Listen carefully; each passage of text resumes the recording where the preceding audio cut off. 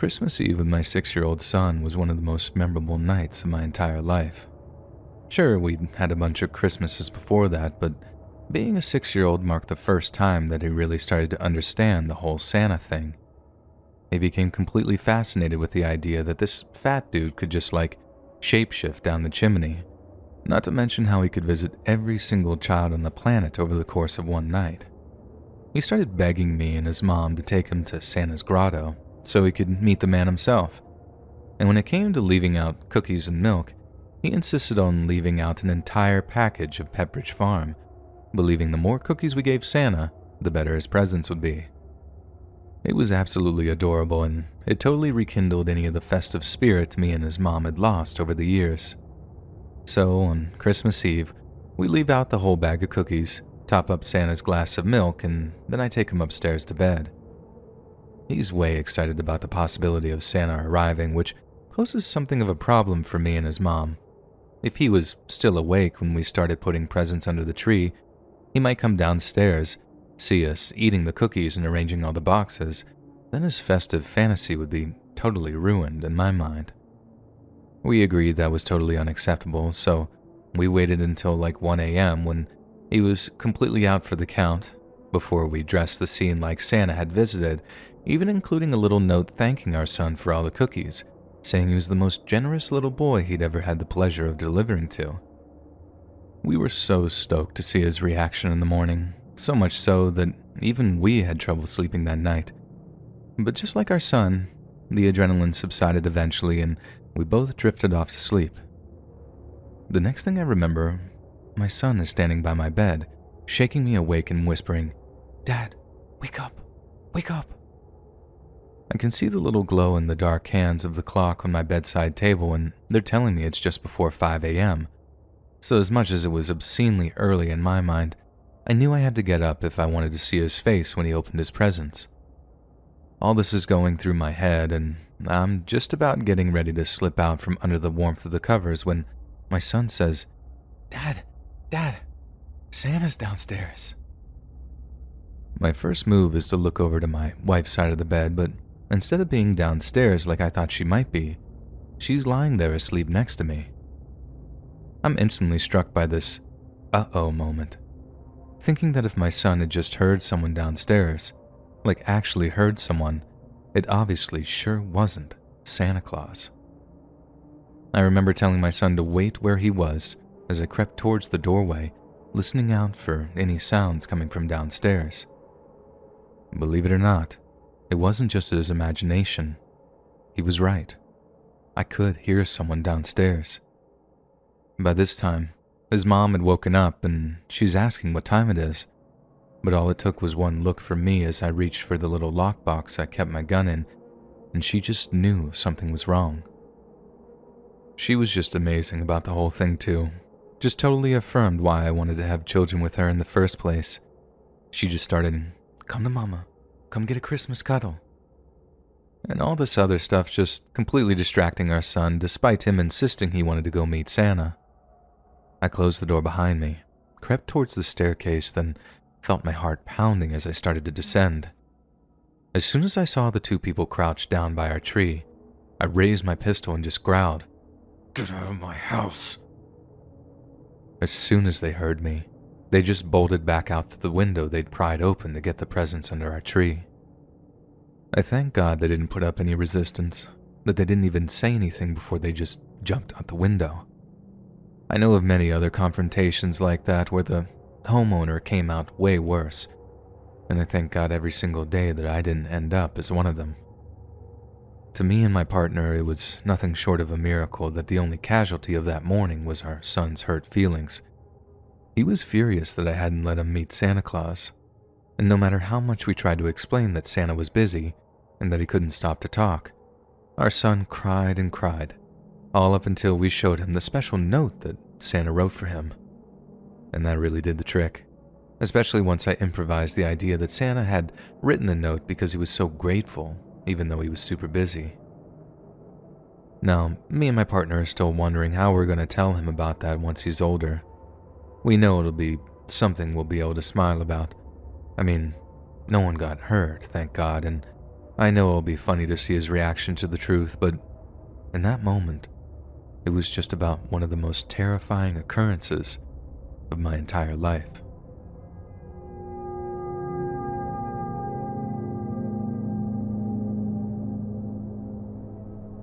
I'm one of the assistant general managers of a mall here in Michigan, and last Christmas brought one of the most frightening encounters of my entire career. Every year, the assistant GMs are responsible for organizing the holiday-related events and decorations, and this includes the Santa's workshop. It can be a heck of a lot of work, so we divide up all the tasks between the three of us, and last year, I was in charge of hiring a Santa. It sounded kind of fun at first, getting to line up interviews with a series of tubby retirees before scoring their ho-ho-hos out of 10. So, I posted a few advertisements on some job sites, then waited for the replies to roll in. The response to my ad wasn't exactly overwhelming, but you can't exactly blame people for not wanting to do something like that. Like, I realized that as much as I tried to phrase it as politely as possible, the ad still subliminally screamed, "Hey boomer, are you fat and old? Well, come get paid minimum wage to get puked on by screaming children for 10 hours a day." So it made sense that people weren't lining up to don the red suit. By the time I started to get a handful of respondents, I realized it wasn't going to be such an easy task. The first guy that came in said he was a specialist Santa, but demanded $25 an hour, way over our budget of $9.25.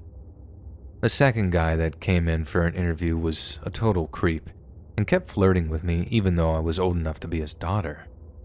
Then the third guy that came in smelled like my college roommate, this nauseating mix of Cheetos and vodka that, I swear to God, was enough to wilt the flowers.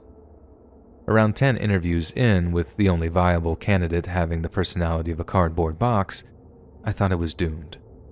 But that's when Ted walked in our conference room and things began to look up. Ted's resemblance to Jolly St. Nick was nothing short of uncanny.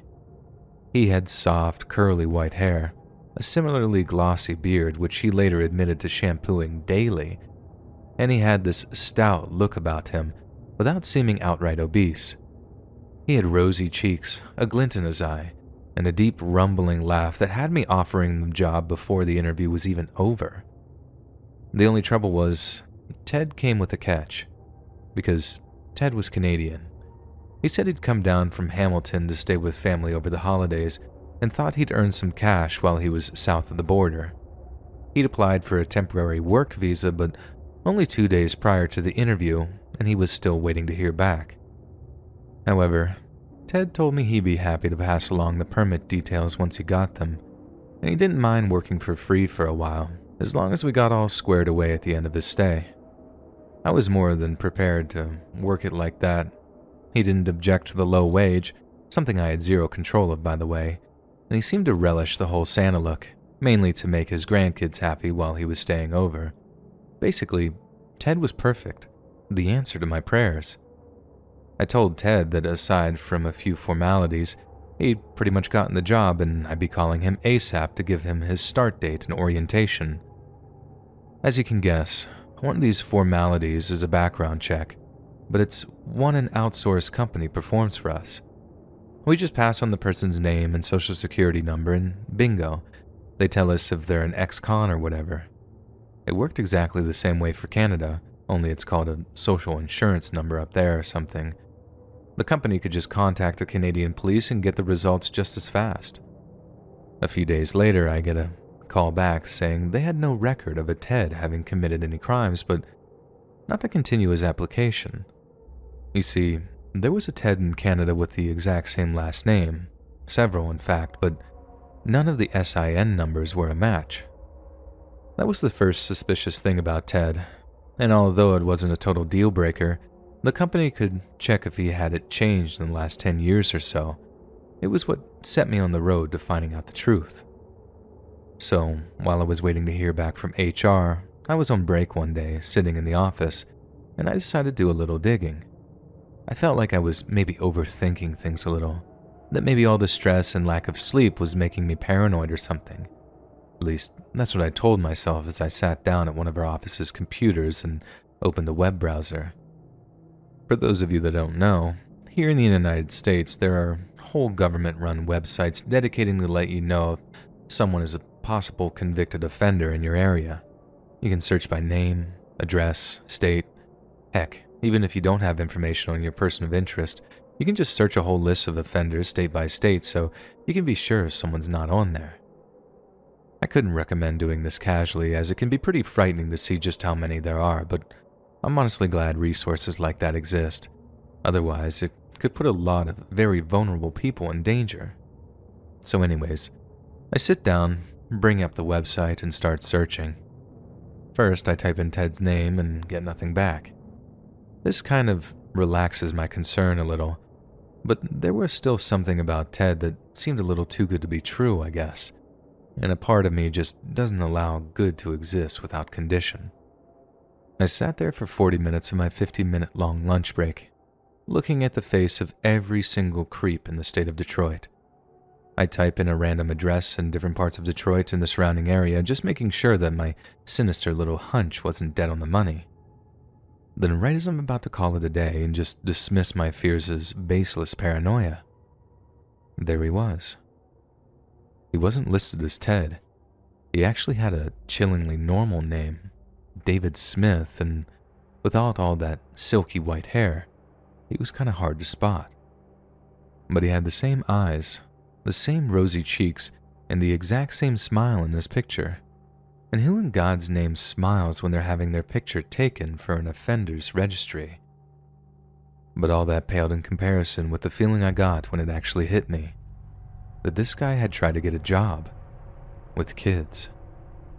He'd evidently been styling himself after Santa Claus for a while, all with the intent of getting a job as the titular character in Santa's little workshop. He had no grandchildren either, by the way, so what he told me was a complete lie. Instead of waiting for it to go through our HR department and the relevant outsourced company in turn, I decided to go on the offensive. I know that was totally the wrong call, and my bosses didn't let me hear the end of it during the aftermath, but I felt personally offended. The creep had lied to my face, and I'm ashamed to say that I fell for his little act, hook, line, and sinker. I called the number he'd given me, and when he answered, I gave him the same cheerful act he'd given me the first time. I pretended everything was fine, and that I just wanted to clarify a few things regarding this application. I realized in that moment that I actually wanted the whole thing to be a huge mistake.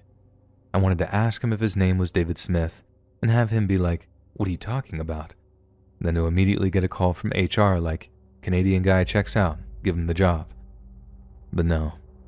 When I brought myself to ask him like, "Hey, your name wasn't David at some point, was it?"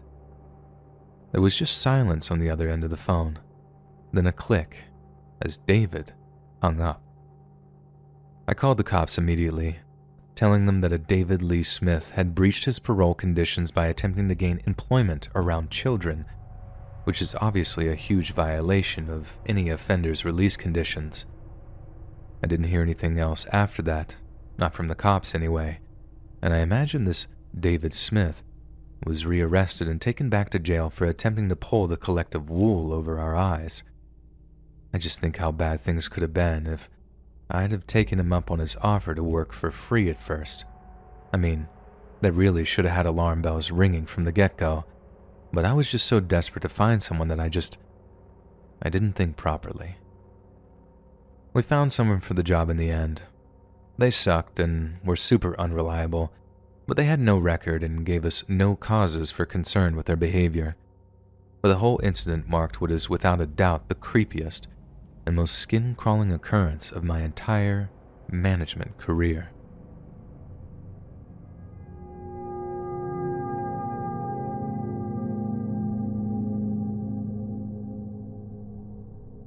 When I was 7 years old, my parents offered me a very unusual Christmas present.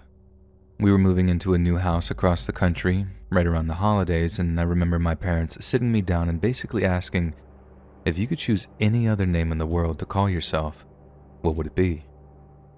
I thought about it for a second, then decided that the coolest first name I'd ever heard was Dexter. No, not because of the fictional serial killer, more because of the old Cartoon Network show called Dexter's Lab, which centered around the coolest kid scientist in the history of TV. Mom and Dad asked me to really think about it, because I was going to have to use my new name forever and ever. But my heart was set on Dexter's, so that was that. From then on, my parents referred to me only as Dexter and not by my old name, which was Anthony. It made for an easy transition, and since we were in a new place, people didn't know us by anything else, and it just so happened that our family had a second name too.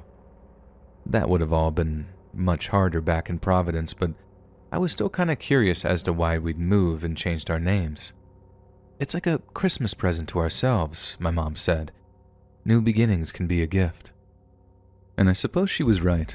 I was much happier in our new home, and soon the weirdest Christmas ever was just a speck in the rearview mirror, so to speak. It all started in such a weird way, too. Something I didn't understand at all until many years later. I remember getting off the school bus and walking the short distance back to my house when, all of a sudden, I heard a voice calling out to me from a parked car. They were like, Hey kid, you're Tommy's kid, right?" I just nodded. My dad had a lot of friends who all drove fancy cars, so I figured this was another one of his buddies. "What? You don't recognize me now?" the guy asked me. "It's me, your Uncle Johnny. I was at your communion." I just stared at him nervously, wanting to get inside to get warm, but knowing it would be rude to just walk away. Okay, you're still young, but look, I need you to do me a little favor," the guy continued. "I got a Christmas present for your pops here. Make sure he gets it." The guy then produced what looked like a shoebox. Pretty expensive looking thing too. I remember wanting to open it to see what was inside, but the guy was quick to cut me off, telling me not to look inside, that it was a surprise for my father. "You don't want to ruin the surprise, do you?" the guy asked, and I responded by shaking my head.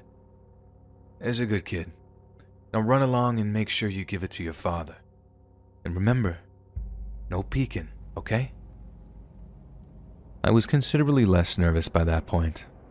I mean, if he had a present for my dad, he had to be a good guy. So I just did as I was told. Took the box into the house, then waited for my dad to get home from work. When he arrived home, I rushed to give him the shoebox. I remember it feeling like it was sort of a gift from me, too. Like if I was delivering it, I was sharing in some of that joy. But when I walked up to him and offered him the box, saying it was from Uncle Johnny, he just said, "Who?"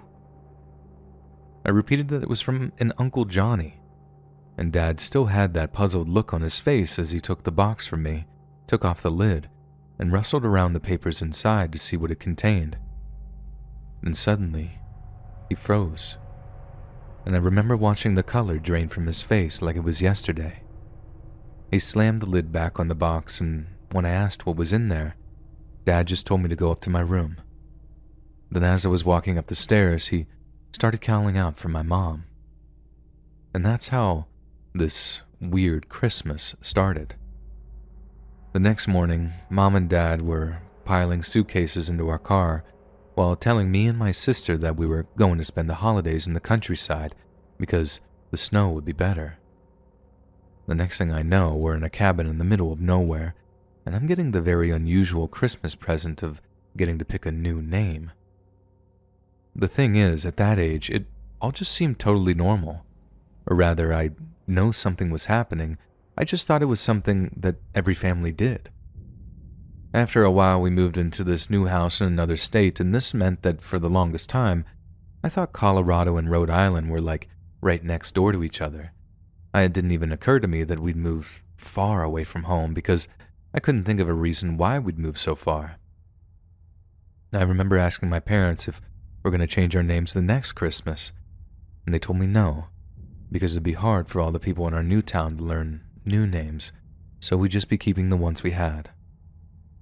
I know it seems crazy, but being so young, I just kind of forgot about the whole thing after a while. Again, I thought it was something every family did at some point, just move towns and pick new names. I thought it was part of the process or something. It didn't make a difference with our parents.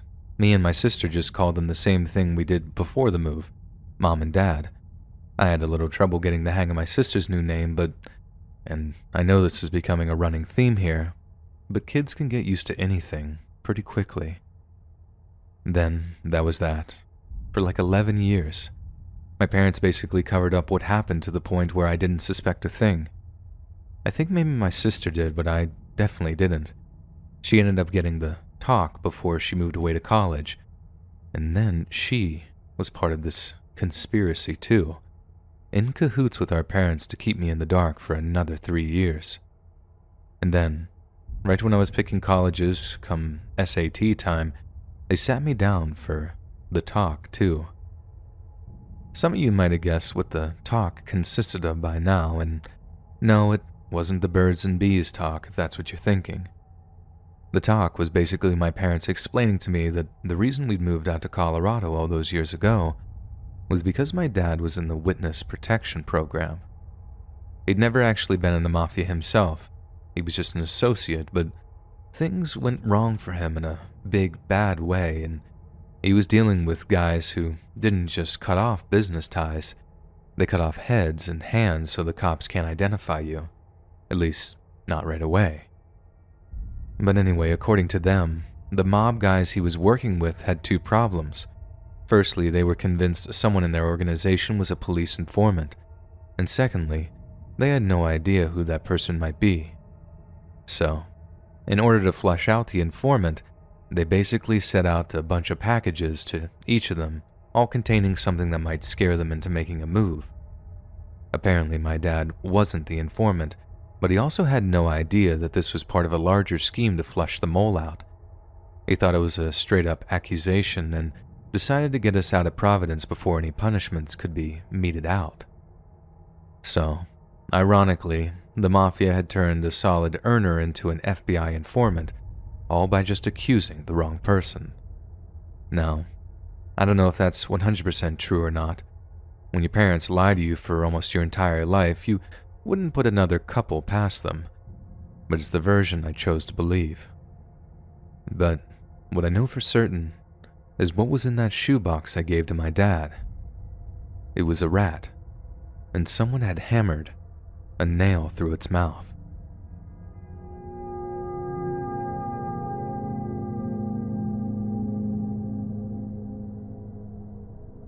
For most of my life, my mom and dad insisted on buying a real pine tree to serve as the centerpiece of our Christmas decorations. I can understand why they'd pay the extra money for a real one. They really are stunning when they're decorated. It's even worth having to clean up 1,000,000 dead pine needles come to New Year. But there's another reason why they put up the bother with each year, and it's all down to 6-year-old me's attempt to decorate. Around the time that I was born, my parents were almost completely broke. Dad was still finishing off his degree, and Mom had only just started her business. So, as a family does, we basically didn't have a pot to pee in. As a result, they had to buy one of these fake plastic Christmas trees for our living room. I honestly loved the thing, and I remember getting so excited about decorating it with my mom. Then one year, after seeing something on television, or maybe I saw it in the book, I honestly can't remember, I decided that the Christmas tree was missing something. I remember using a chair in the kitchen to reach an out-of-reach drawer, one I knew Mom kept some scissors and twine in. I took those, then used the same chair to search a cupboard where Mom kept the little candles we'd used on my birthday cake. Then it was just a case of tying it to one of the little plastic limbs of the Christmas tree before lighting it with a so-called child-proof lighter that I'd nabbed from near the cooker. Once the little candle was burning, the tree looked perfect in my eyes, and after admiring my handiwork for a moment, I ran off to get my mom so I could show her. If she liked it, she might let me tie some more of the little birthday candles to the tree, and it'd be even prettier. I remember running up the stairs in my parents' little 2-bedroom apartment shouting, "Mummy, Mummy, come and look what I've done." She appeared from a room. I grabbed her hand and I started tugging her in the direction of the stairs, all the while repeating that I had something to show her. I remember feeling so proud of myself. I'd definitely seen a Christmas tree somewhere with little candles on it, probably fake electric lights now that I think about it. But it'd look marvelous, and I hope my mom would agree that my efforts had replicated that sense of festiveness that I'd felt too, even at such a young age. We smelled the burning plastic before we even got to the living room. It's weird how, even though I didn't really know what I was smelling at the time, I knew it was bad. Maybe it's some deeply woven strand of genetic memory in us that means we're pre-programmed to know that burning smells mean bad news. Or maybe I'm overthinking it. Either way, the sight that greeted us as we rounded the threshold had my mom letting out a long, high-pitched scream. Almost the entire tree had gone up in flames, and in the time it took for my mom to reach down and grab me up in her arms, the whole thing had become a raging fireball that billowed black smoke. Whatever cheap substance the manufacturers had used for the fake foliage turned out to be highly flammable. Mom's first thought was to just get me out of the flat that we were living in. Then, when she ran out into the hallway to put me down, she grabbed the fire extinguisher mounted on the wall before running back inside to deal with the blaze. I was definitely old enough to know what a fire extinguisher was, all thanks to school fire drills, but I had it in my head that if my mom had grabbed one, everything was going to be fine. They're fire extinguishers. They extinguish fire. Point, squirt, fire gone, I thought. I had no idea how terrifyingly quickly plastic-based fires can spread, thanks to all the melting and burning material. They also burn really hot too for some reason, which makes the fire even more likely to spread.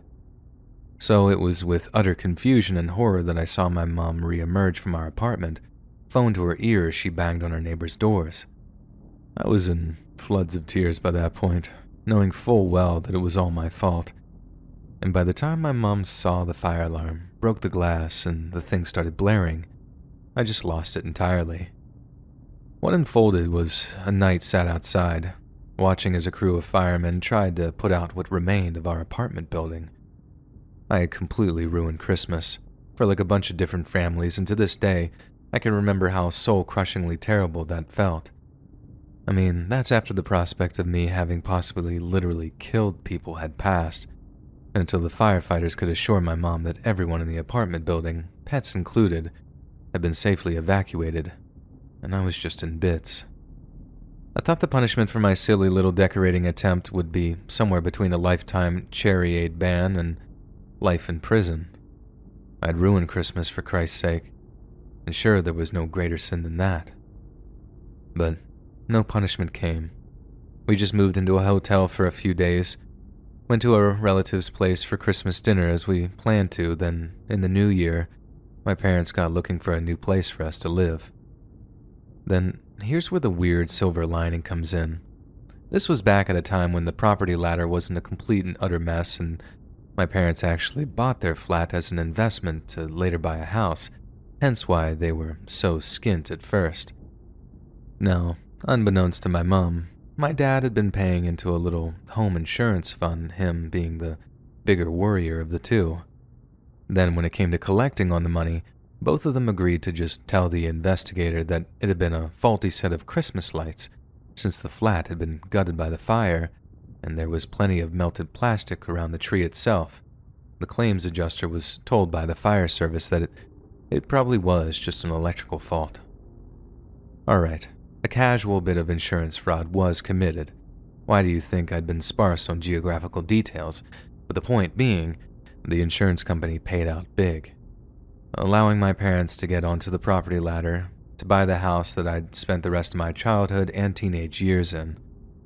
I only got all the details of this years later for obvious reasons, but you can probably imagine my amusement at how one of the scariest moments of my childhood ended up being nothing short of a blessing in disguise.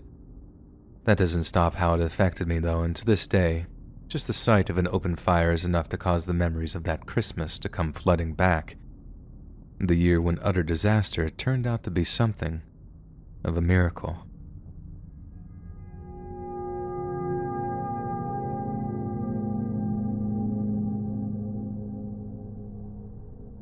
Around about 5 minutes after being stabbed for the first time, I felt a fear that I'd never experienced before or since. It was around the holidays, Christmas to be specific, and I was just walking back to my apartment minding my own business when some guy comes up, yells at me, and punches me in the face.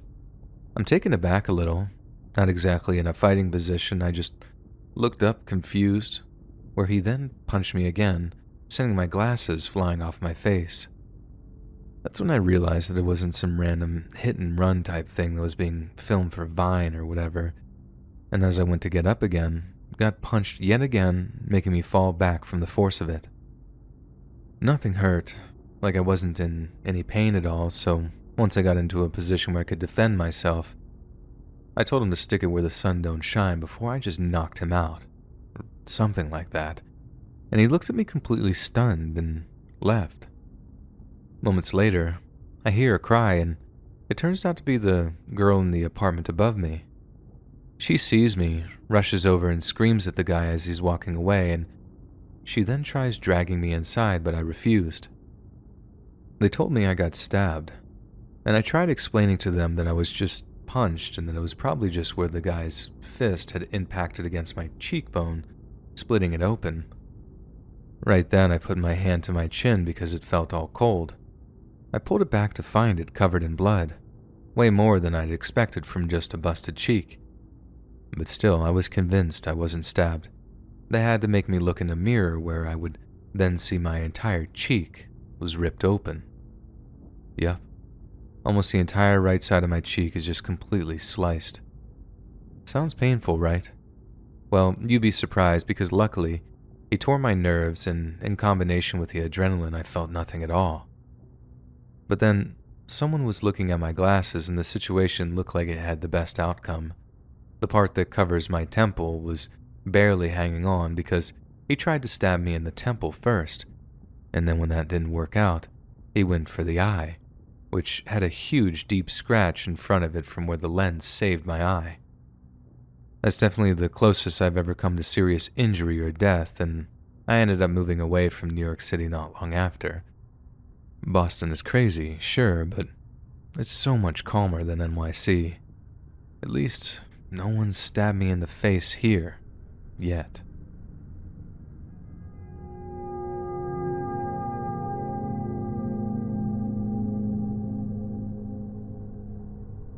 It was just before Christmas of 2005, 3 weeks shy of my 50th birthday. I went to the gym, rode there and back on my bicycle, and unfortunately found myself struggling a bit in a drizzle and headwind on the way home. Got home, wife leaves for the movies with her sister, and my post-workout meal consists of snacking on some leftover chicken. But right as I'm stuffing my face, I noticed this dull, unusual pain in my chest. Felt like indigestion, and since I suddenly wasn't hungry anymore, I figured that's exactly what it was. Yet within a few minutes, the pain got more intense and spread through my upper chest, and I know enough from movies and TV shows that when your left arm goes numb and you get those sharp chest pains, you're in a lot of trouble. First, I called 911. After that, I called my wife. EMTs were at my house in a few moments, and they got me on the sofa and began working on me. I began to feel very tired, like I wanted to close my eyes and sleep, but the EMT kept telling me to stay awake. I closed my eyes for what I thought was a moment. I just couldn't help it. And the next thing I know, I was on the floor, and an EMT was kneeling alongside me with the defib paddles in his hands. I had flatlined due to my heart working too fast, and I later learned was down to a 90% blockage of my artery. This happened at least 3 more times at the hospital before I was stable enough to have a cardiologist get me in an OR and insert a stent. Apparently, they called that the Widowmaker or something, as only like 1 in 10 men of my age group survive it. So, the fact that I'm still here is apparently nothing short of a miracle. I spent the next 3 days lying in a hospital bed, and after I was sent home, I spent another 2 weeks recovering in my own bed, followed by almost 3 months of cardiac physical therapy. I've recovered well and am a pretty healthy 64-year-old today. I take a number of maintenance meds, and I fought hard to keep my weight down and eat correctly. But I suppose what I really want to say here is that I don't recall going down before being shocked back. It's like you don't know what's happening. When I came to, it was like waking up from a deep nap. But it's the nearest to death I've ever been, and Although I don't wish to get that close again, there came a sense of peacefulness that I just wasn't expecting. And ironically, that's what creeps me out the most.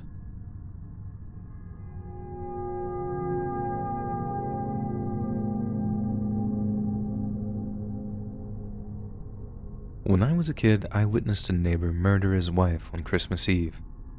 I was still at that age where I actually believed in Santa, so when my mom and dad put me to bed, I stayed up and stared out the window, hoping to catch a glimpse of him landing on the rooftops in our neighborhood.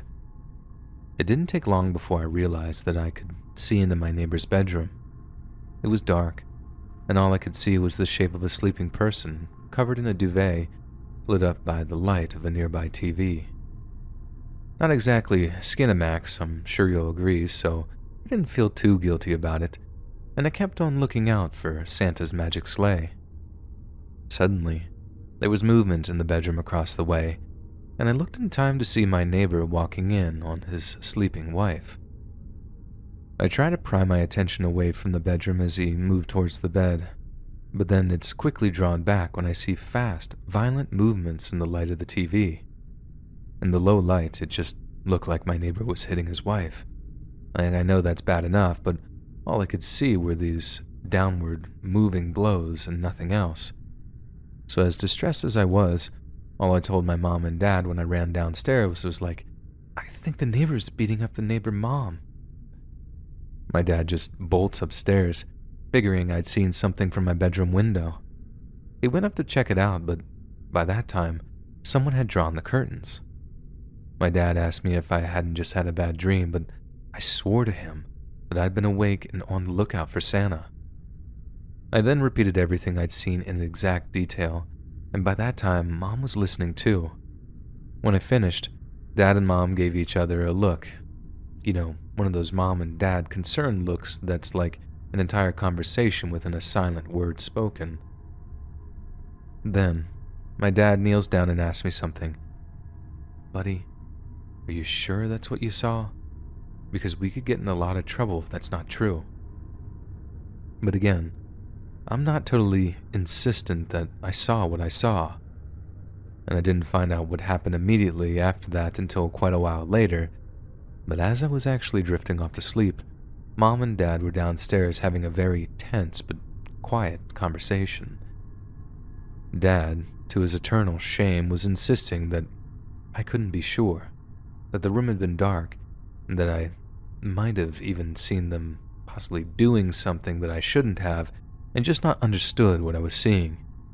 Mom, on the other hand, was steadfast in her better safe than sorry attitude, and told my dad that if he didn't call the cops, she'd take me to my aunt's place because she wouldn't be celebrating Christmas next to a wife-beating neighbor. And that was that. My dad called the cops. He said he was praying it was some kind of mistake, but given how he could just give an anonymous tip, he figured, why not? My parents then watched from their own bedroom window, which had a view of the neighbor's driveway, as the cops pulled up outside and knocked on their door.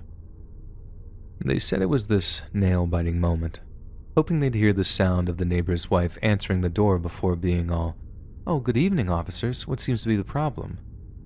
That way, they could just carry on drinking eggnog and watching Jesus Christ Superstar or whatever they had on down there. But instead of that, they watched the cops knock, then knock again, all before they apparently turned on their flashlights and began circling the home.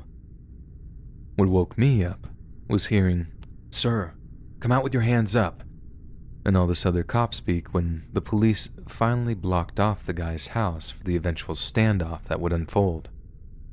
Our neighbor had a gun and he was threatening to shoot at police officers if they attempted to enter his home. The next thing I remember, my mom is rushing into my room and telling me to get dressed. The cops had knocked at our house and told us that they were evacuating the area just as a precaution in case a shootout had commenced. Our house had that old stucco style of wall, which is apparently pretty safe, but even so, the cops weren't taking any chances. Considering that we lived in Texas at the time, the guy could have had anything in there.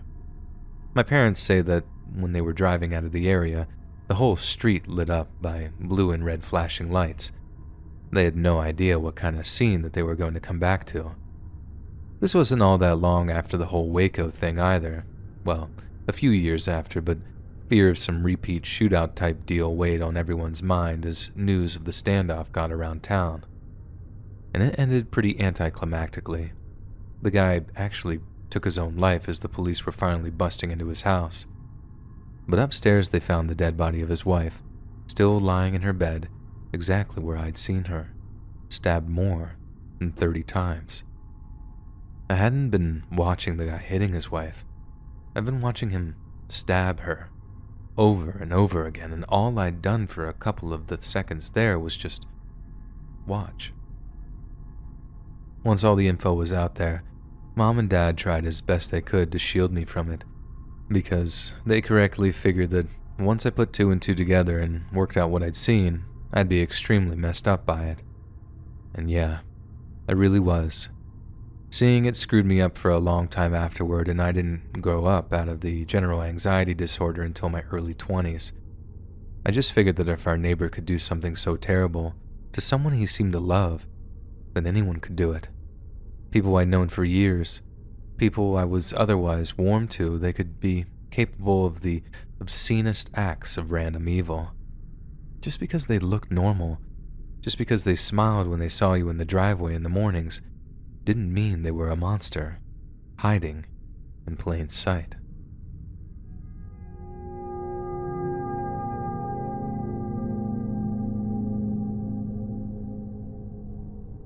I used to work EMS, and a coworker turned good buddy of mine was working dispatch for a call we got on Christmas. I arrived on the scene later, so I never got to interact with the victim in question, but my buddy did describe the 911 call to me afterward. Initially, me and my crew were just supposed to be backup for a gunshot wound at some farm about 20 to 30 minutes outside of town. Gunshots run a whole spectrum of seriousness, and some can be nothing but flesh wounds that the victim basically refuses to have treatment. Other times, they can be way, way worse. And this was one of those times. The whole thing turned out to be a father who recently lost both his parents within a month, and didn't want his family to suffer through the sense of loss either. So, completely illogically, the guy decided to kill his family to spare them the same fate. The psycho killed his wife, her mother, and their 2 kids. Later found out that the 911 call we got was from a 13-year-old daughter who had been shot in the head but is still alive and conscious enough to make the call. The call was about 30 minutes long, and apparently the father was in the same room as her and the rest of the recently murdered family members. She was sitting on her bed with a bullet in her head, just saying in the most monotone voice ever, "I've been shot. My family is dead. My dad has a gun." Just in so much shock that she couldn't express any emotion. You could hear long pauses of silence as the dispatcher tried to get an idea of the situation and how the daughter and dad were just staring each other down for 5 minutes at a time with nothing but breathing to be heard and the daughter answering the dispatcher's questions. About 30 minutes go by of my buddy, the dispatcher, going, "Are you alright? He's still there? He still has the gun?" He just gets monotone responses back. You can hear the sound of sirens in the background, and the father leaves the room, followed by a gunshot. The dad took his own life and died right as we were pulling up. She ended up living, but had lost every single member of her family that week. And personally, I have no idea what happened after that.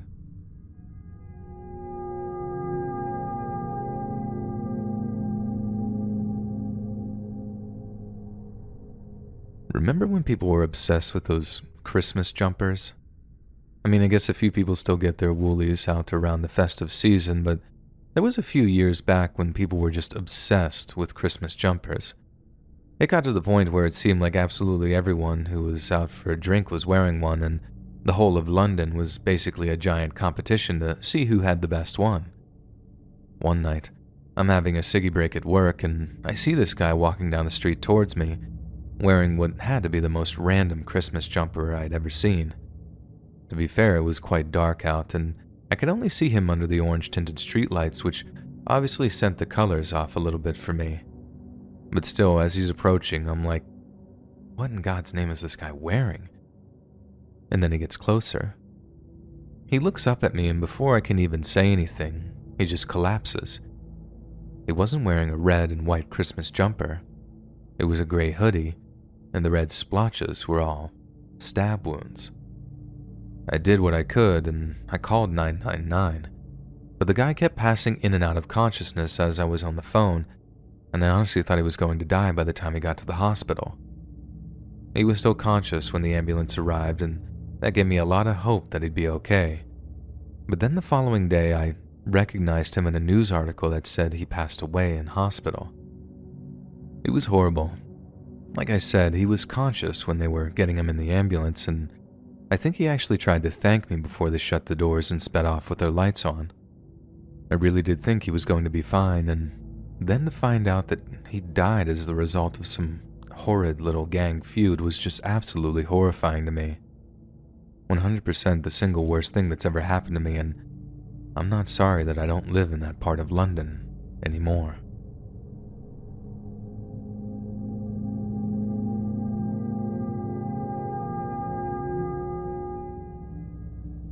Back when I was a kid, me and all my brothers and sisters would sleep in the basement on Christmas Eve to give Santa, i.e. our parents, enough space to arrange all of the presents under the Christmas tree. One night, I remember noticing that there was a lot of noise coming from outside on the street, but we couldn't see or anything because there was snow covering the windows. Suddenly, our mom came downstairs and told us not to come upstairs until she told us. Not long after, we heard sirens and saw police lights reflecting in the snow. But this was kind of a rough neighborhood, so it wasn't like a few emergency vehicles were going to make our ears prick up. There was a lot of commotion that we couldn't see, but we were so excited that it was Christmas Eve that we just didn't pay it any mind. Then, the next thing we know, my dad is walking down the stairs followed by none other than Santa Claus himself. We all just freaked out. I heard you had to line up for hours at the mall if you wanted to meet Santa. Then there he was, making a guest appearance at my house on Christmas Eve, his busiest time, which was definitely a high compliment indeed. We all said hi, ran up and gave him hugs, before Santa told us that his sleigh crashed in the snow outside. He was waiting for the police to show up so they could get him back in the skies again, and while they were working to get him unstuck, he had decided to come visit a few of us neighborhood kids to see how our Christmases were going. He also had a huge surprise for us. He had a present for each of us, and we were allowed to open them early. We opened them up, sang a few Christmas songs, and then when we were done, Santa said goodbye and went back to delivering toys. And it wasn't until years later that I found out what really happened that night. Santa hadn't crashed in the street outside.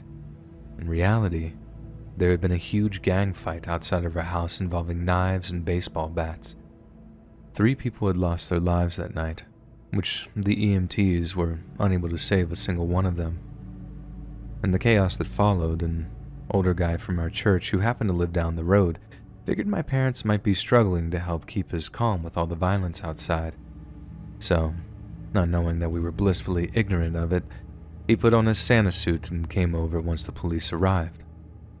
Santa was a hero to me as a child, but I now know that it was a kindly neighbor that was the real hero, and stuff like that is what Christmas is all about.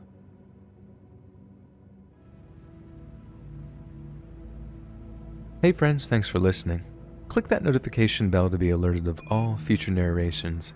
I release new videos every Monday, Wednesday, and Friday at 7 p.m. Eastern Standard Time. If you got a story, be sure to submit them to my subreddit, r/LetsReadOfficial, and maybe even hear your story featured on the next video.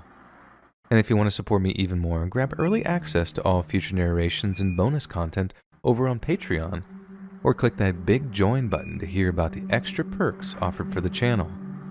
And check out the Let's Read podcast, where you can hear all of these stories in big compilations and save huge on data, located anywhere you listen to podcasts. Links in the description below. Thanks so much, friends. And remember to be sure to leave cookies out for me.